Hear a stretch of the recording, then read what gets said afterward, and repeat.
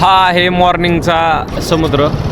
वातावरण खूप सुंदर झालेले आहे. बोटी वगैरे खूप जास्त दिसतात. कदाचित मच्छीमार करणारे बांधव जे आहेत त्यांच्या ह्या बोटी आहेत. आपण सध्या आलेलो आहे श्रीवर्धन बीचला आणि इथं जरा वेळ थांबलेलो आहे आपण. आम्ही आता आलो हरिहरेश्वराच्या मंदिरामध्ये, ज्याला दक्षिण काशी म्हणून ओळखलं जातं. पाठीमागं आपल्या इतकं सगळं हे दिसतंय असं.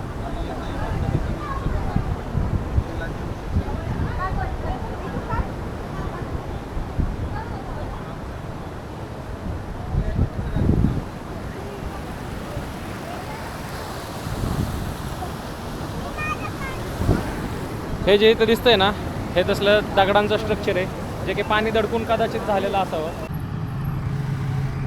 मस्तपैकी ना आता तिकीट काढलं त्या तिथे, आणि आता तिकीट काढून आता आम्ही जेटीमध्ये बसलेलो आहे. जेटी आम्हाला पलीकडच्या त्या बाजूला नेऊन सोडणार आहे. असा हा एकंदरीत नजारा आहे.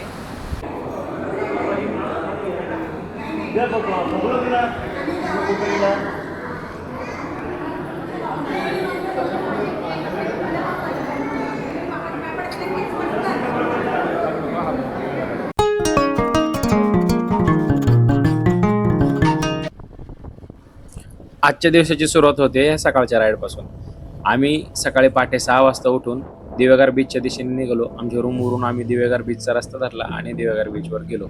त्याचं कारण होतं कारण की आम्हाला सकाळ सकाळी हा सुंदर बीच आणि तिथला सुंदर सूर्योदय पाहायचा होता. त्यासाठी आम्ही या बीचवर आलो. बीच सकाळीच आल्यावर इतका खूप सुंदर होता आणि हा समुद्र अथांग पसरलेला खूप सुंदर होता आणि सूर्यदेवता पण उगत होते आणि त्यावेळेला माझं पण एकदम आनंदित झालं. हा आहे मॉर्निंगचा समुद्र. वातावरण खूप सुंदर झालेले आहे. बोटी वगैरे खूप जास्त दिसतात. कदाचित मच्छीमार करणारे बांधव जे आहेत त्यांच्या ह्या बोटी आहेत. खूप सुंदर समुद्र दिसतो यार सकाळचा. इतका अथांग पसरलेला समुद्र, माइंड ब्लोईंग दिसतो. खूप म्हणजे खूप मस्त. चला, I will keep you posted.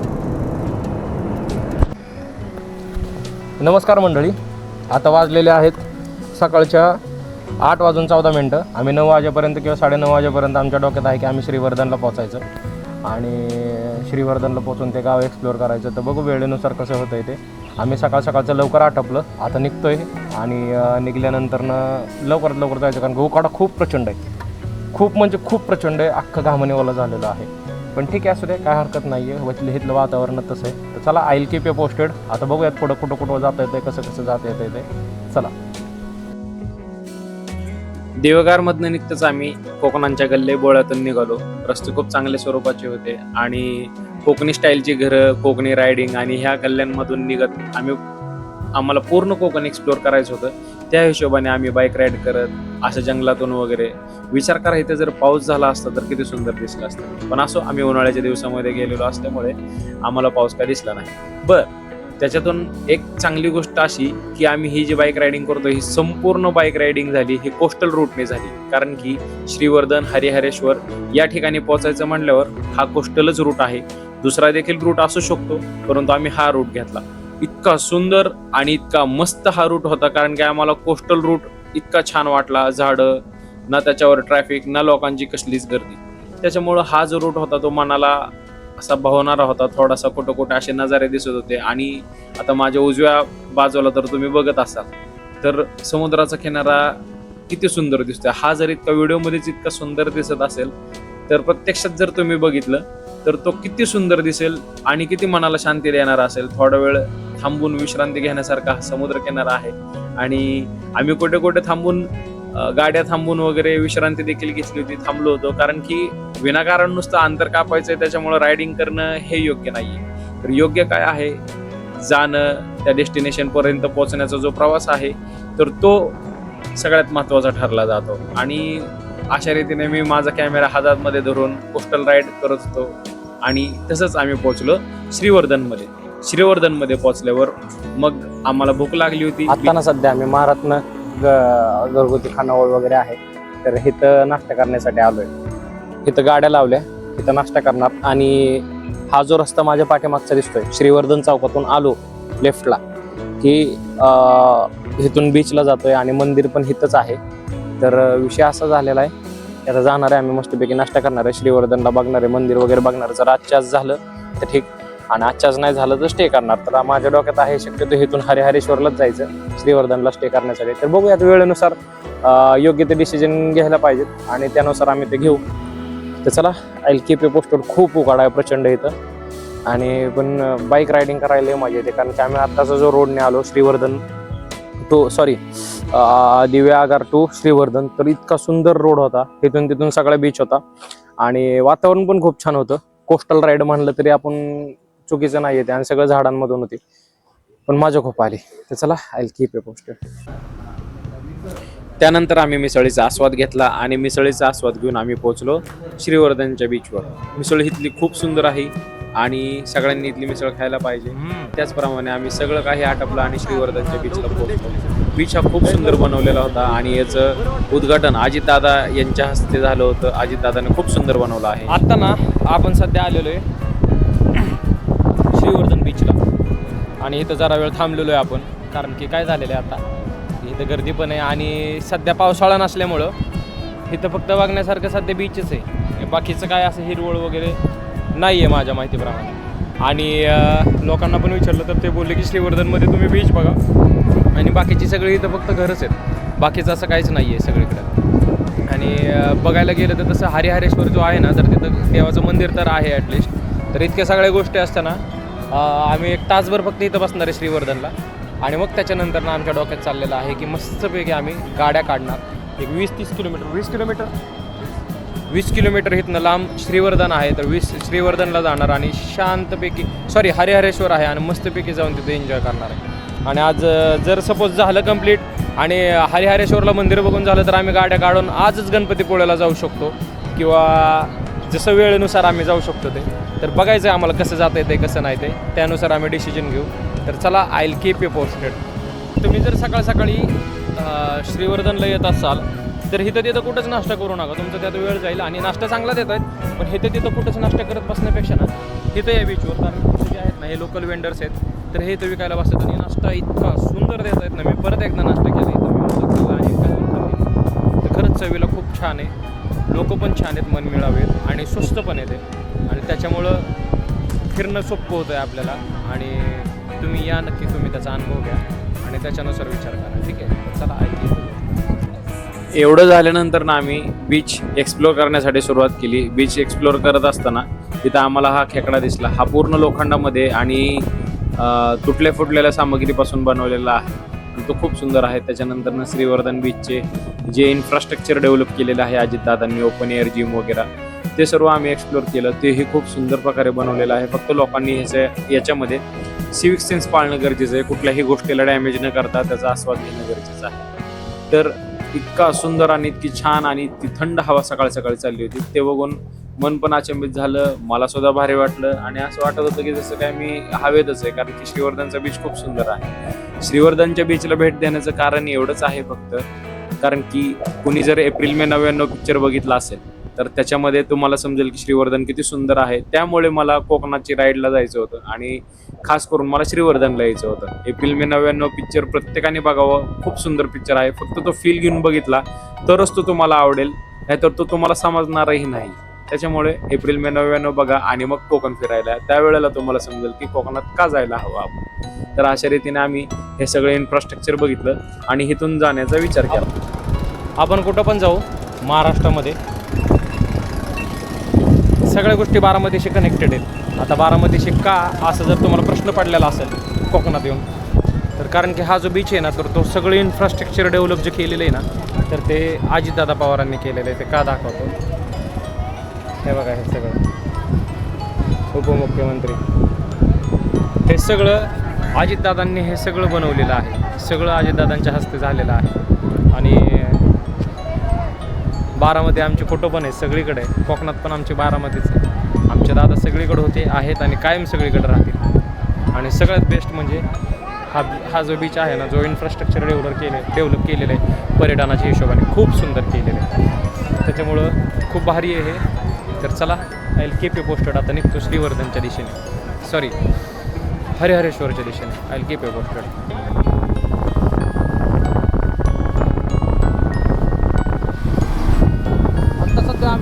निघालेलो आहे आपल्या श्रीवर्धनमधून हरिहरेश्वरला. श्रीवर्धन एक्सप्लोअर केलं चांगलं आणि आता जायचं हरिहरेश्वरला आणि मस्तपैकी तिथं थोडासा जरा एन्जॉय करायचा आणि त्याच्यानंतर ना अजून तरी पुढचा प्लॅन काय फिक्स नाही आहे, पण बघूयात कसं करायचं आहे कसं नाही ते, त्याच्यानुसार स्टे कुठं घ्यायचं आहे का काय ते पण समजेल. तर चला आय कीप यू पोस्टेड आणि जाऊयात आता हरिहरेश्वरला. I keep you posted. मग श्रीवर्धन बघून आम्ही हरिहरेश्वरच्या दिशेने निघालो. हरिहरेश्वराला आम्हाला बीच बघायचा होता आणि तो समुद्र किनारा बघायचा होता आणि ते मंदिर बघायचं होतं आणि तो दगडांचे झालेल्या शिल्पकला ह्या देखील बघायच्या होत्या. एक सांगतो, आपलं कोकण इतकं सुंदर डेव्हलप केलेलं आहे की तिथं रस्ते इतक्या सुंदर पद्धतीचे बनवलेले आहेत की त्यांना शब्द नाही आहेत. त्याच्यामुळे आम्ही असंच गल्लीबोळ वगैरे पकडून आहे ना बीच बघण्याच्या हिशोबाने कुठेही जात होतो, कारण की आम्हाला ते कोकण आम्हाला लोकलचं एक्सप्लोअर करायचं होतं, जिथे लोक नसतील, गर्दी नसेल अशा ठिकाणी. आणि अशा ठिकाणी आम्ही भरपूर वेळा गेलो. हरिहरेश्वरला आलो. श्रीवर्धनपासून 20 किलोमीटर बाईक राईड करत आलो मस्तपैकी आणि आत्ता सध्या आहे आपल्या इथून समोर आहे एंट्री कशाची, हरिहरेश्वरची. मंदिर जे आपण दगडाच्या ते खाली उतरत जातोय ना ते तिथून तो आणि इतके सगळे गोष्टी आहेत. आणि आता इथून निघायचं आहे आपल्याला खाली, मंदिर बघायचं आहे, मंदिर बघून परत रिटर्न यायचं आणि त्याच्यानंतर ना पुढचा प्लॅन अजून तर काही फिक्स नाही आहे. गणपतीपुळ्याला जायचं आहे, पण गणपतीपुळे लांब आहे. मी असं ऐकलेलं आहे की इथनं जेट्टी पण आहे जायला, तर जेट्टीमधून जायचा विचार आहे. तर बघूयात कसं जायचं आहे कसं नाही ते. I will keep you posted. आणि हो का एंट्रन्स असा आहे, असं मंदिराचा एंट्रन्स असा आहे असं दाखवूच, पूर्ण मंदिर दाखवतो तुम्हाला. I will keep you posted.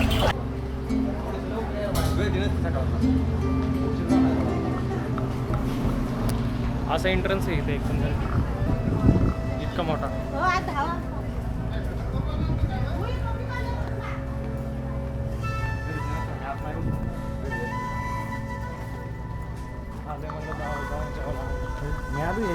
होय ना, माहिती आहे मला इथं मंदिर वर जायचं रस्ता. आम्ही आता आलो हरिहरेश्वराच्या मंदिरामध्ये, ज्याला दक्षिण काशी म्हणून ओळखलं जातं. पाठीमागं आपल्या इतकं सगळं हे दिसतंय असं, आणि त्याच्या पाठीमागून असा रस्ता आहे तिकडं जे काही पलीकडच्या बाजूला जातो, जे की आपण एप्रिल मे 99 जो पिक्चर आहे मूवी त्याच्यामध्ये बघितलेलं असेल की त्याच्यामध्ये दाखवलेलं आहे खाली कसं उतरायला जागा आहे ते. तर आता आपल्याला तिकडं जायचं आहे. पाणी वगैरे पिलं आहे आम्ही. शक्य असेल तर सोबत कॅश घेऊन या, कारण की इथं फोनपे चालत नाही आहे, खूप प्रॉब्लेम आहे इथं, त्याच्यामुळं कॅश घेऊन ये सगळे शक्यतो. तर चला I will keep you posted. मंदिरात जातो, पाया पडतो. गर्दी असेल तर पाया पडायचा काही विचार नाही आहे आणि बघूयात. I will keep you posted.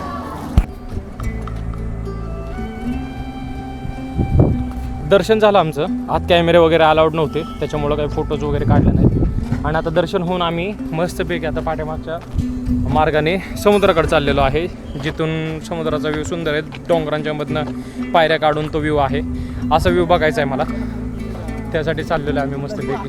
आणि इथं झाड आहे, इथं आता अशा रीतीने आता आम्ही चाललोय. पाठीमागचा व्ह्यू बघा फक्त, मस्तपैकी छान आहे. I will keep you posted. आणि समोर अशा पायऱ्या आहेत, तिथनं जायचं आहे असं इथनं. तर चला I will keep you posted.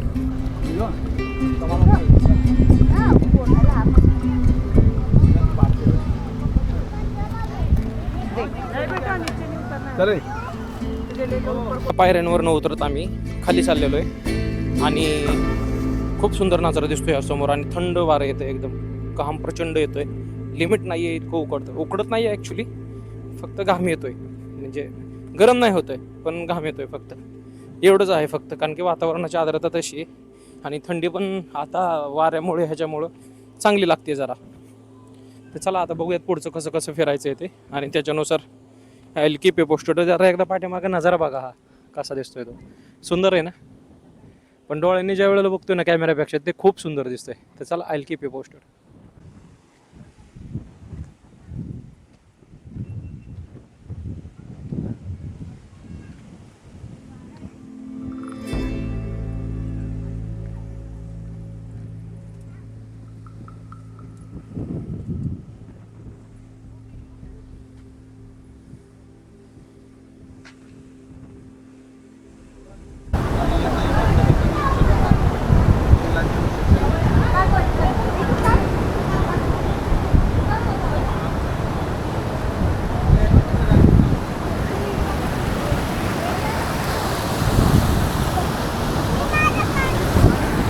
हे जे इथं दिसतंय ना, हे तसलं दगडांचं स्ट्रक्चर आहे, जे की पाणी दडकून कदाचित झालेलं असावं.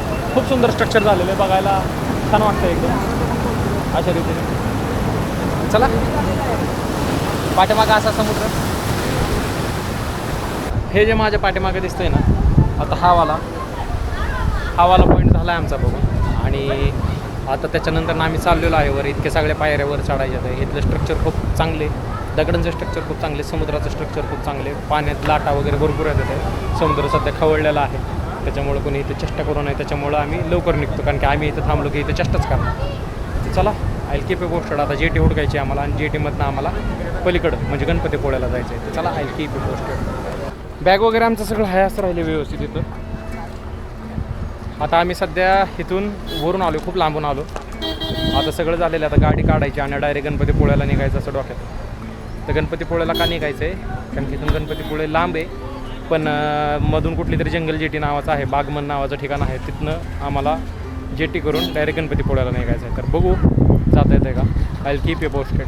यस, खूप कंटाळा आलेला आहे आता, खूप इतकं घाम आलेला आहे ना, म्हणजे डोळ्यात अक्षरशः घाम जातो आहे, आग होते डोळ्यांची. तर चला, गाडीवर बसल्यावर थंड लागेल. I will keep a posted. मस्तपैकी ना आता तिकीट काढलं त्या तिथे, आणि आता तिकीट काढून आता आम्ही जेटीमध्ये बसलेलो आहे. जेटी आम्हाला पलीकडच्या त्या बाजूला नेऊन सोडणार आहे, आणि तिथून परत आम्हाला दाभोळला जायचं आहे. आणि तिथनं एक साधारण दाभोळवरनं एक 60-70 किलोमीटरने परत अजून 2 फेऱ्या पकडायच्यात, आणि त्याच्यानंतरनं आम्ही बरोबर पोहोचणार चिपळूणला. असं आमचं जवळपास 40 ते 50 किलोमीटर अंतर वाचतं आहे. आणि अशा रीतीने बघूयात काय वाटतं आहे ते, कसं नाही ते. I will keep a posted. बागमंडलाची जेटी पकडून आम्ही अलीकडच्या काठाला आलो, आणि तिथून मग आम्ही आमची गाडी घेऊन जोरात निघालो, कारण की आम्हाला संध्याकाळपर्यंत गणपतीपोळ्याला पोहोचायचं होतं. साधारण 250 किलोमीटरचा तो प्रवास होता, आणि रस्त्यांची काय माहिती नसल्यामुळे आम्हाला तिथं पोहोचणं, लवकरात लवकर निघणं हे सगळं गरजेचं होतं. त्याच्यामुळे आम्ही रायडिंग फास्ट वगैरे करत होतो. सगळ्या गोष्टींचं रेकॉर्डिंग पण करायचं होतं आणि फिरायचं पण होतं. इतक्या सगळ्या गोष्टी करत त्यात आम्हाला 3 जेटी पकडायच्या होत्या, म्हणजे ज्या बोट असतात ना गाड्या घेऊन जाणाऱ्या त्यावाल्या. तर त्या दिवशी आमचं इतकी पळापळ झाली, आम्ही संध्याकाळी 6:30 वाजेपर्यंत गणपतीपोळ्यामध्ये पोहोचलो होतो. आणि हा जो तुम्हाला रस्ता दिसतोय समोरचा, तो कुठे कुठे खराब पण होता, कुठे कुठे चांगला पण होता, कुठे कुठे काम चालू होतं, परंतु इतकी धूळ उडली होती की ती संध्याकाळपर्यंत आम्ही ना सर्व लाल झालो होतो. त्याचप्रमाणे आता सध्या जेटी मी इथं we are at the Dabhol, आणि दाभोळ, आणि आत्ता जेटी इथे ना. आता आम्ही इथून जयगडला जाणार आहोत. त्याच्यानंतर बघूयात पुढचं कुठं जायचं आहे ते, आणि आम्हाला पोहोचायचं कसं पण करून आज संध्याकाळपर्यंत गणपतीपोळ्याला. आमचं टार्गेट तेच आहे की आम्ही गणपतीपोळ्याला पोहोचू, पण ठीक आहे, असू दे. फास्ट करायचं आहे एकदम सगळं, कारण की मध्ये आमचा रस्ता चुकला होता जरा थोडासा. आम्ही महाडच्या दाभोळला गेलो चुकून, पण आम्ही परत आलो रिटर्न. बट ठीक आहे, इट्स ओके, काय हरकत नाही. I will keep a posted.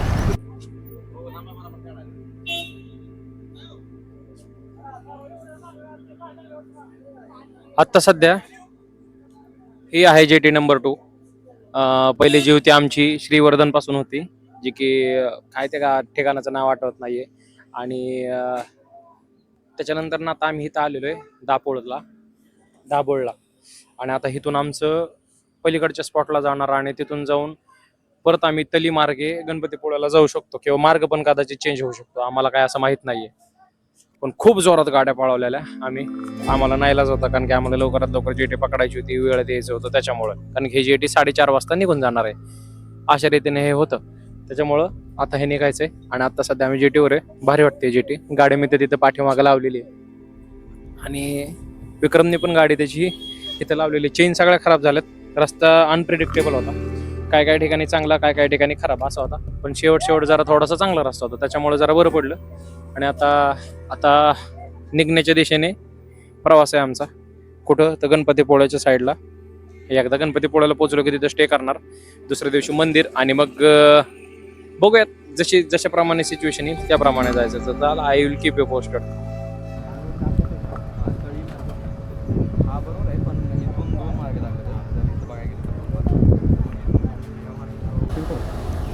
आता सध्या ना आम्ही पोहोचलेलो आहे.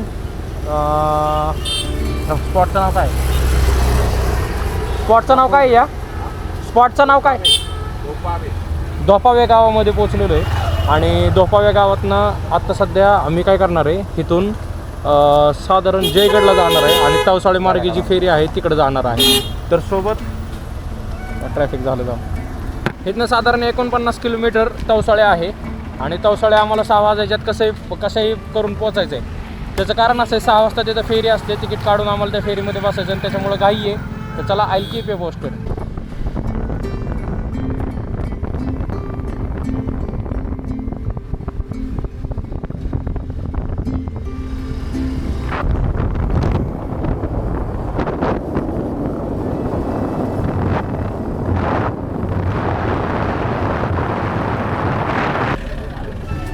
इथं आहे जेटी क्रमांक 3 जयगड फेरीबोट असं म्हणता येईल तिथं. आणि आम्ही जवळपास 50 किलोमीटरचं अंतर फक्त 40 मिनटामध्ये आम्ही क्रॉस केलेलं आहे आणि 40 मिनटामध्ये इथं आलो. फेरी क्रमांक 3 आहे आणि हे वातावरण असं आहे थोडं.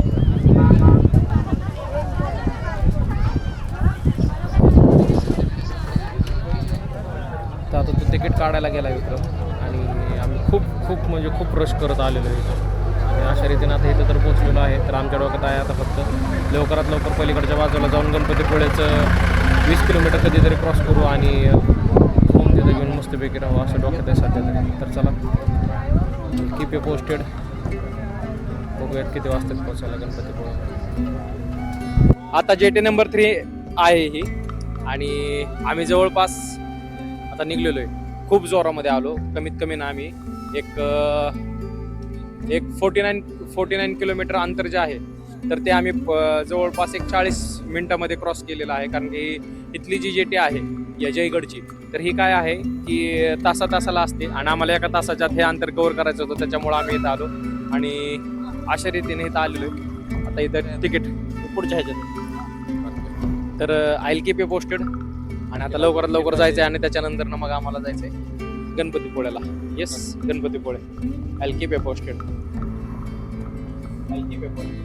तर तवसाळ्याची जेटी पकडून आम्ही शेवटच्या स्टॉपला आलो होतो. कारण की इथून गणपतीपुळे जास्त काही दूर नव्हता, तो खूप जवळ होता.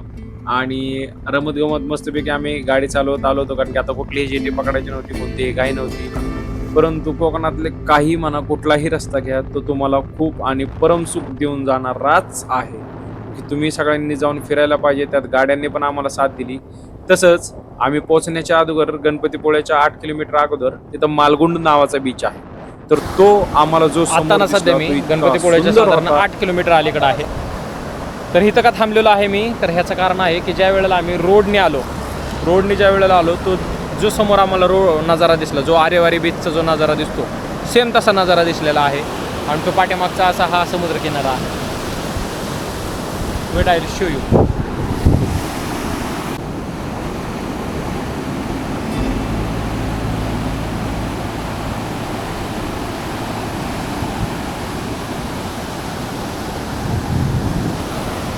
असा हा एकंदरीत नजारा आहे आणि इतका छान फील येतो ना इथं. आता पाऊस पण चालू झालेला आहे आणि लाटा खूप अशा भयंकर वाटत आहेत. अशा एकदम भीती वाटण्यासारख्या लाटा आहेत ह्या.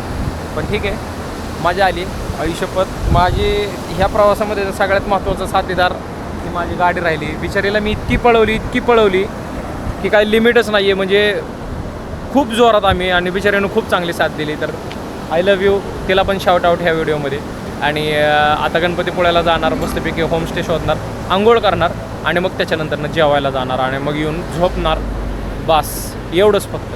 आणि उद्या सकाळी गणपती बाप्पाची आरती, त्याच्यानंतरनं कदाचित कोल्हापूर आणि कोल्हापूरवरनं साताऱ्यावरनं बारामती.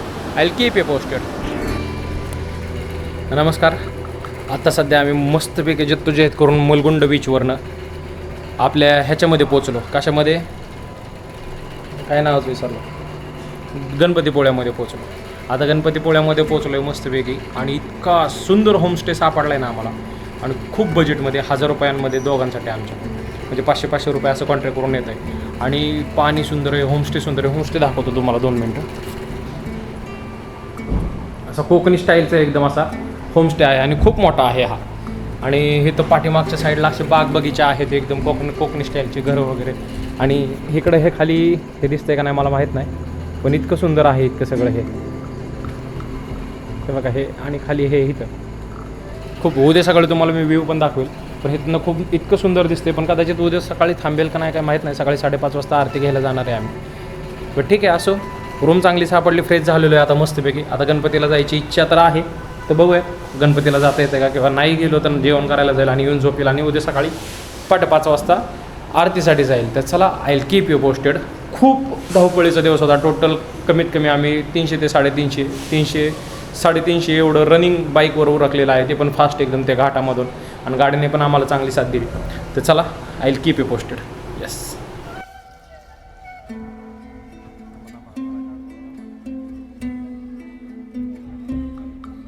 तर आता परिस्थिती अशी आहे की आम्ही मस्तपैकी आमची गाडी घेऊन, एकच गाडी घेऊन आलो दोघं, आणि आता गणपती बाप्पाला आलेलो आहे. समोर जे दिसत आहेत, तुम्हाला दिसतंय का नाही मला माहिती नाही.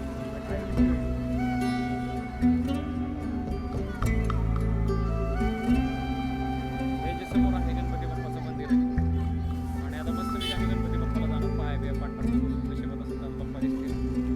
आणि त्याच्यानंतर खाली इथे बीच पण आहे. अंधार असल्यामुळे त्याच्यामुळे काही समजत नाही, आणि आम्ही मस्तपैकी पाया पडून लवकरात लवकर जेवायला जाणार आहे.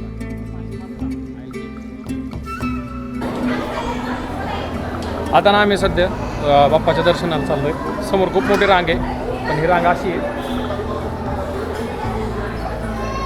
लवकर जायचं आहे, देवाच्या पाया पडायचं आहे, आणि मग प्रसाद घेऊन रिटर्न जायचं आहे. खूप थकलेलो आहे, कंटाळा आलेला आहे, आणि झोपायचं आहे फक्त जेवण करून. फक्त एवढंच राहिलेलं आहे आज दिवसात. चला, I will keep you posted.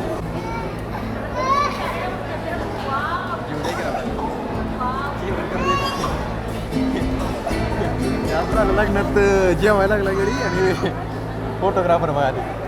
आता थोडंसंच अंतर राहिलेलं आहे इथनं. गणपती बाप्पा तिथं समोर आहेत, आणि तिथं जायचं आहे आम्हाला. पाया पाडायच्या देवाच्या मस्तपैकी, आणि खूप छान आहे, मस्त, एक नंबर. तर I will keep you posted.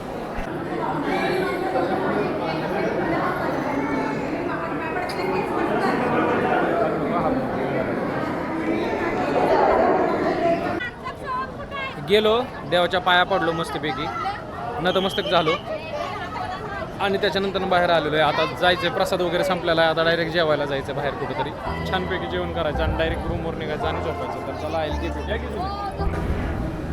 बस आता सगळं. आता डायरेक्ट जेवायचं. जेवणाची ऑर्डर दिलेली आहे, व्हेज नॉनव्हेज काहीसुद्धा बघितलेलं नाही. जे येईल ते खाणार आहे, म्हणजे ऑर्डर दिलेली आहे नॉनव्हेजची. मस्तपैकी खाणार आहे, जेवणार आहे, जायचं आहे आणि झोपायचं आहे फक्त, बस. बाकीचं काहीच अडचण नाही आहे. अशा रीतीने बघूयात. आणि हॉटेल हे असे